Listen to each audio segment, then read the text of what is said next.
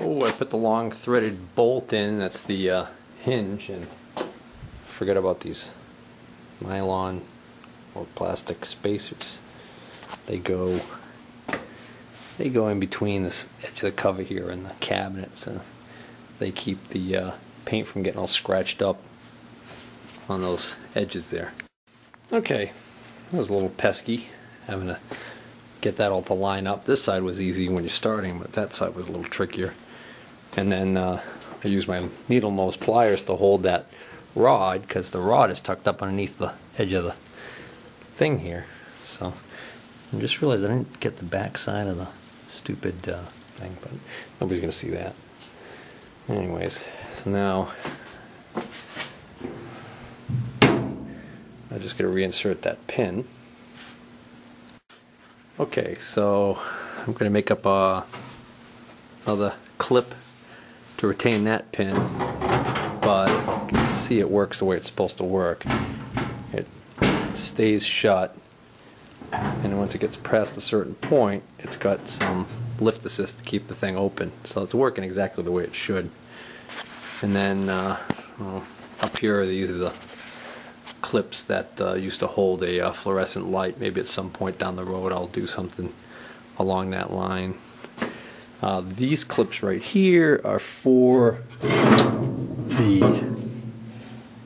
there's a hose brush. The hose hooks on here, and then the fluid actually comes right out through the bristles, which is nice. And this is supposed to be the thing to hold it. I had to put the camera down to snap it in, but that actually works too. Now, next thing I got to do is, well, I'm going to need to clean this out. And I think the easiest way to do that is going to be to vac up all of the dirt and heavy stuff and paint chips and everything else with my shop vac. And it's actually not down here. Actually, well, I don't want to use. I've got my good shop vac that's got a pleated filter, and I don't want to use that one. I got another one for dirtier jobs. So I'm going to clean this out with a shop vac tomorrow, and then I'm going to paint that shelf. I'm not going to bother painting the inside of this thing. I'm going to vac it all out, and then I'll sand and prep that shelf, paint that shelf. I might not paint that with the red paint, because I think I've used up most of that can of red paint on this thing. So I might just use whatever paint I've got handy. And that's it. Oh, and then I might take a look at this pump. Maybe I'll do that tonight.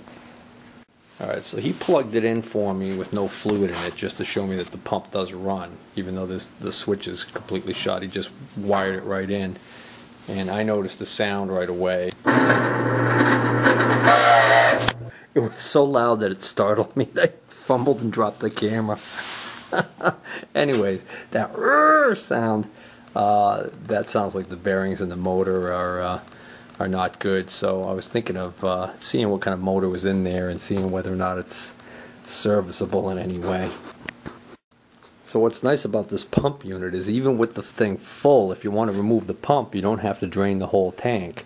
There is, by the way, a drain in the bottom here. This right here, this hole goes down to some pipe nipple on a closing plug on the bottom there.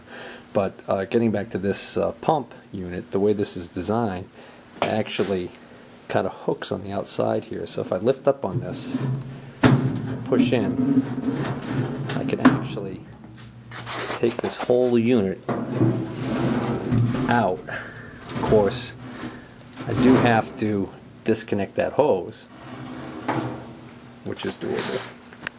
And if the unit was full right now, I'd want to disconnect it here, because this should be below the level of the fluid in here.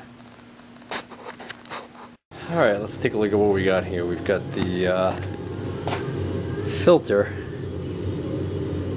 Looks like what's supposed to happen is, at some point in its life, you're supposed to clean this filter. This one doesn't look like it's been cleaned very recently. Looks like this just slides in. Can't seem to slide it out though. Maybe it's just been in there so long.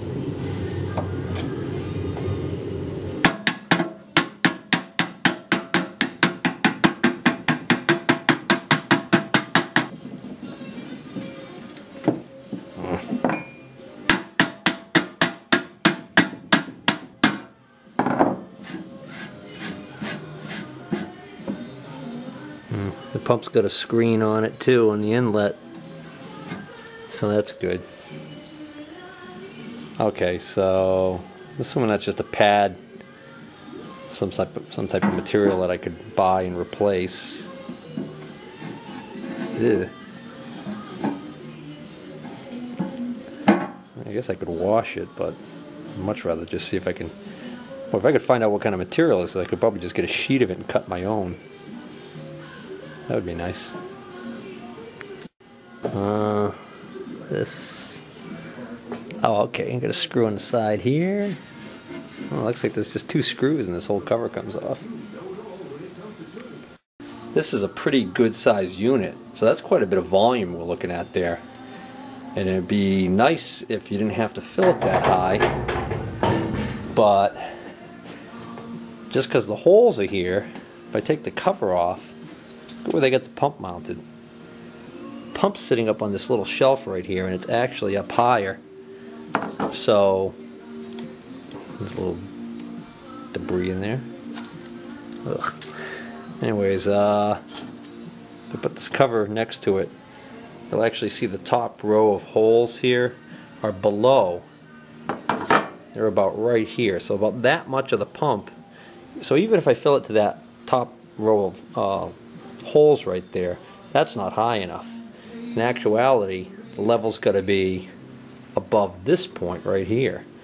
So actually where that black line is, looks like somebody, yeah, that's a Sharpie. Alright, so somebody knew. That's the magic line right there. This is kind of plugged up with some dirt and debris. Let's see. I wonder if I throw this in. What if I throw this in my laundry sink?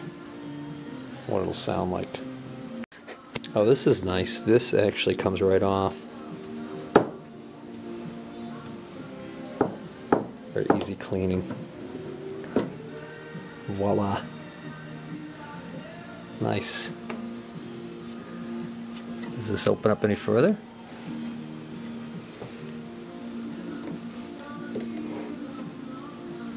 Nope. That's just... Looks like these grooves here are probably just to help keep this cover snapped on. So, it's easy enough to clean that cover. So there's probably a bearing right in the front nose part right here. Because I could see the impeller right there, so the shaft would go in there. You know, that's going to be a sealed unit. I can almost guarantee that that's non-serviceable, which is unfortunate for me. But, I don't know. Let's see if we get it to pump some water in the laundry sink, if it makes that horrible noise when it's pumping fluid. Well, I think while that's filling, I'll go check the GFI outlet that this is going to be plugged into. Alright, so this is the GFI outlet that I'm going to be plugging. That extension cord I just unplugged is the one I'm going to be plugging the unit into for testing. And what I want to do is I'm going to press the test button, and it trips, which tells me that this GFI outlet is working correctly. If you have any of these in your home, the reason why they have a test and reset button is because if you press that test button and it does not trip, then it means the electronic circuit inside here that does the job of the ground fault detection is bad. Even if the outlet still gives you power, if it doesn't trip, it means that it's no longer protecting you from a ground fault. So that's why you always want to test those. If you're in your bathroom, you're right where you plug your stuff in at the kitchen counter or usually these outlets are, you know, in wet areas.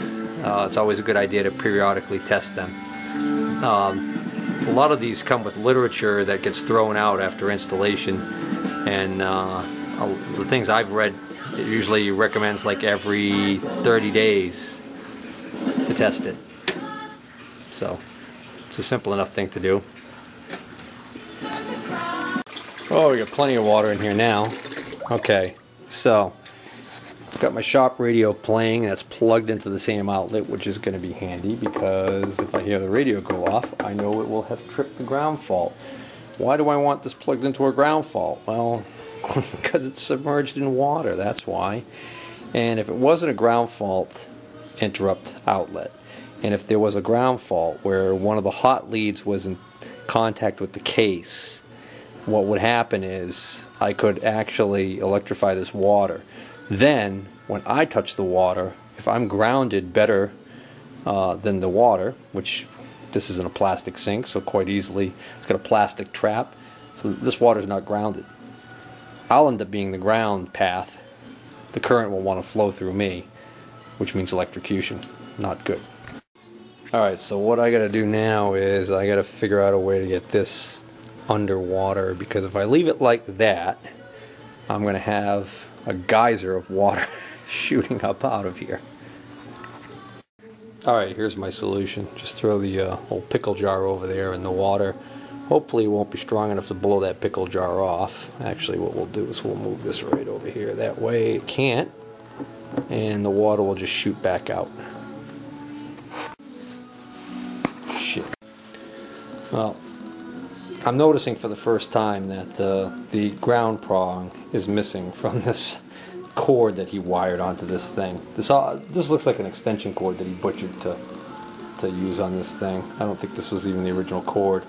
So whether or not he had lost or broken that off for some other reason previously, I don't know. But that's not good.